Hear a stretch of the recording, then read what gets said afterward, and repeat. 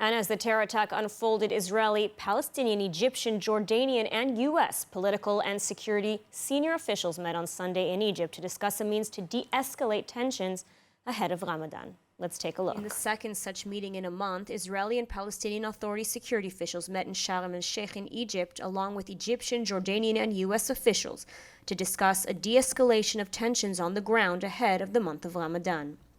In a communiqué released following the meeting, the five parties reaffirmed their commitment to advancing security, stability, and peace for Israelis and Palestinians alike, and recognized the necessity of de-escalation on the ground, the prevention of further violence, as well as of pursuing confidence-building measures and enhancing mutual trust. As part of the agreement, Israel and the Palestinian Authority committed to immediately work to end unilateral measures for a period of 3 to 6 months.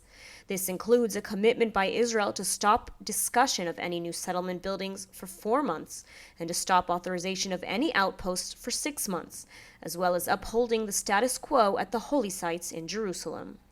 Additionally, the two sides agreed to develop a mechanism to curb and counter violence, incitement, and inflammatory statements and actions. And the two sides reaffirmed their commitment to all previous agreements between them and agreed to address all outstanding issues through direct dialogue.